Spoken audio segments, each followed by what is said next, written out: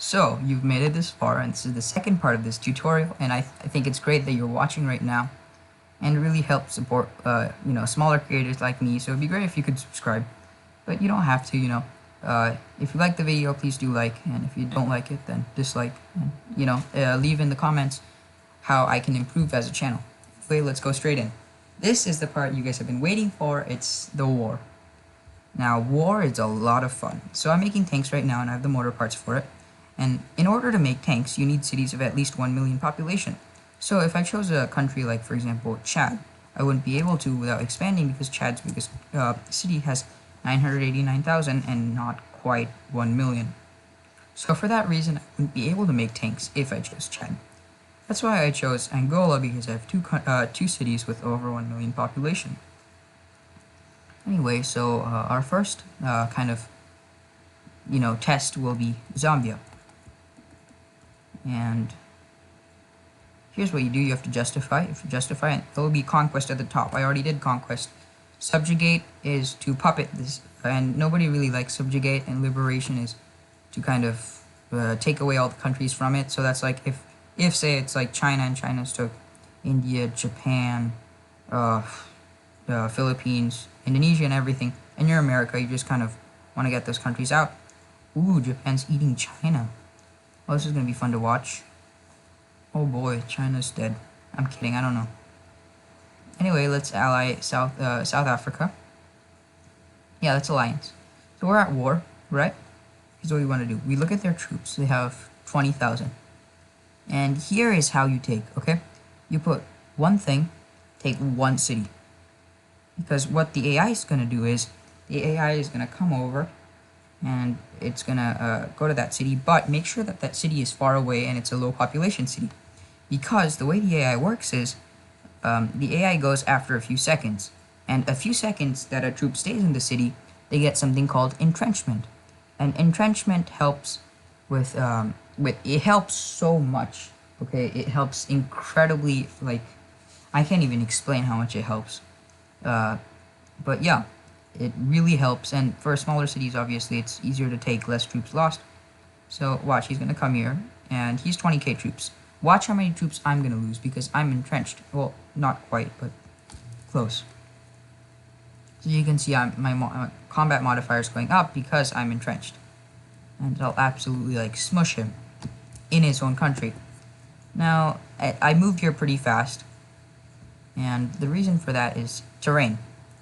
There's different types of terrain. Anyway, I'm going to put these to the capital, because the first thing you want to go is always go for the capital if you can, because, oh, so you lost 20k and I lost 10k because I lost 1,000 from coming here, taking the city. So moving through territory, you will lose troops. And you'll lose, not as much going through flatlands. See, I lose like a couple tanks, but if I was going through and then there's different territory. There's mountainous. So if I was, there's mountainous, which is like the worst. Watch how slow these things are moving. This is not lag, this is just how slow they go. You lose so many troops going through mountainous. And there's semi-mountainous, which would be around here somewhere. This is the Andes. There we go, semi-mountainous. And then there's hilly. And then there's just plain. Yeah, plain. So obviously try to avoid hillies if you can. So we took the capital, right? Let's take Zambia. Oh yeah, that's how you have to auto capture. Well, because otherwise it's really annoying. Except for strategic wars but there's nothing strategic about this right now. It's just I split in half, and I just split in half again because 10k is enough because there's no big cities here. And I auto capture Zambia, and it'll capture them using the AI. Alright, so we learned that. So let me show you after this how I can kill a 100k force really quickly. Well, I have to eat the country first. So, yeah, so let's talk about something else. Let's talk about boats. Ships, actually. So ships, you have different types of ships. You have destroyers. And destroyers are used more so against transports. Transports are troops moving through water. And another thing is frigates. Frigates are the cheapest. They're used for they're used mostly for taking down airplanes. Battleships are really good, but they're really expensive. And they're also good for, they're also good for staying on the water and killing enemy troops on land. But you might wonder, what is a submarine? A submarine is used specifically and only to take down transports. But one submarine can kill an infinite amount of troops. So this one time there was a guy, he didn't really know about submarines because they were a new update back then. I'm sorry, I just keep having to look at this. Anyway, so what he did was he took 10 million troops and he was just going, it was somewhere else, but you know, I'm just showing this. And he was going dude. And I put one submarine and I hit it, and he can't move because when you're attacking and when two forces are engaged, you cannot back out during, you cannot back out after they've already started engaging. So the moment they've engaged, it's either you win or you lose. That's like those specifics. So that one submarine, due to how submarines work, took out all of them. But submarines lose to every single naval ship in 1v1.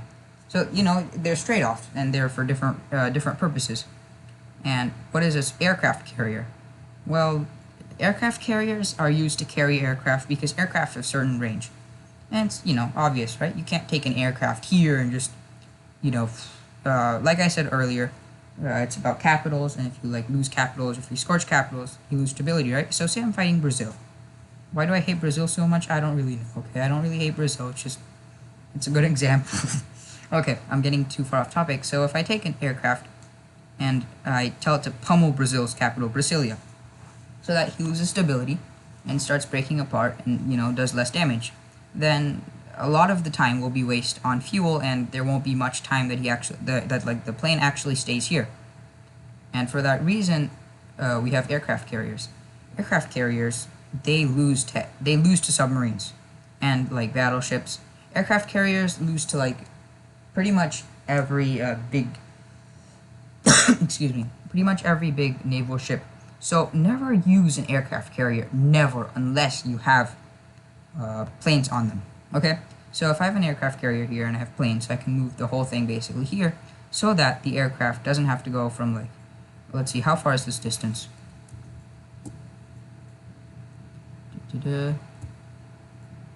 I can't test distance like that, but I can because I'm a little sneaky. So that's 6,600, but if it's right here, that'll be way less. Okay, that's probably less than 1,000. So that's the thing, right? Right offshore, and they can pummel. And anyway, that's pretty much aircraft carriers. So now you've been itching pretty much. We took this country. So here's what you want to do. You want to annex cities, demand war reparations, and you want to seize state treasury. Send, and are you sure? And there we go. We made a lot of money. And what this place will do is, right now there's a lot of unrest because we just ate them. But the unrest will eventually calm down, and we can eventually make tanks here. Now, one thing I didn't mention to you, which I should have last video, is formables. Formables, so what formables do is, so if I take this one thing, I can form something and increase my stability by 10%. All formables increase stability by 10%. So for example, US has North American Union. Or she, I don't know. The US takes the entirety of this, and they can form. So right now, so you can check whichever formables. Formables are really good for stability, and stability makes more money, and so on and so forth. So there's African Union, and there's no way in hell I'm gonna unite Africa. So this is the formable right now that I could probably work towards. It'll be difficult due to how big this DRC is, but I could probably do it. So let's go right in. So DRC has almost double our population. I'm going to show you exactly how to fight AIs. And let's go. So like I said, do not go for a big city because they'll fight back. So you want to go for something small. Let's look for 8K. That's actually just enough. That's really small. That would be it would totally work. Next we have tanks. So oh, I forgot about all the motor parts I'm losing for the consumer goods factory. And consumer goods, I explained that last video. More population, you need more because Yeah, so let me see if I can still get some phosphate. Oh, there we go. Algeria. We go 4. There we go. Now my stability is going to go up because I'm going to take a country double my size. It's going to go down, so I'd like it to go up, you know, before it goes down. So they have 100,000 troops. And for that reason, and this might be a little far away for the troops to come. So if it is, it's fine. It's not at all hilly. It's totally like plain. So it's all plain. And for that reason, we'll probably just move it a little further up. Yeah, it would be better moving it a little further up, somewhere like... Oh, that's too much. Yeah, this is perfect. Anyway, you can have auto merge on or off. Doesn't really matter. I taught you how to auto capture already. And yeah, I mean, to be honest, there really isn't much anything else that you need to learn except... Because I already taught you pretty much everything there is about Rise of Nations. So... yeah. Oh, factions. Factions, yes. What is a faction?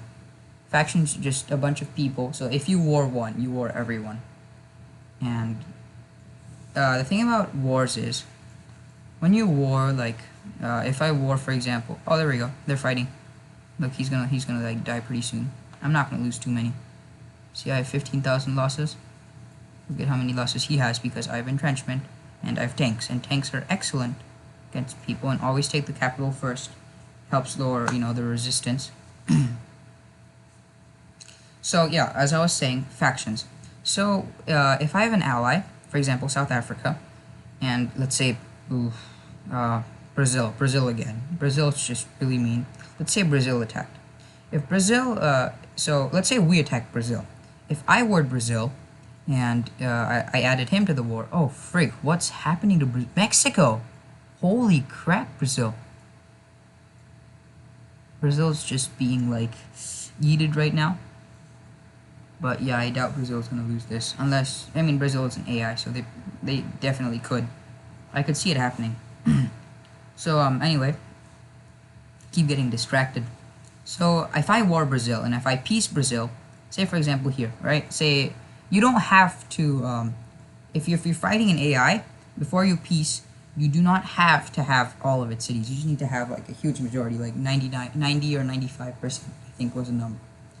But say I have my friend who's helped me and he's gathered a bunch of territory.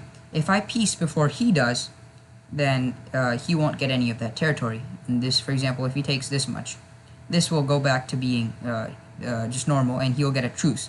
Now if you get a truce, you can't attack for 2 years. And that just really sucks. Let's ally with the South Africans. We don't really want to... Oh, already allied. Okay, that's great. So for that reason, clans are better. So, I mean, factions are better. So in factions, if this war does happen, then you need the leader to peace, and even if the leader peaces, everyone gets the territory.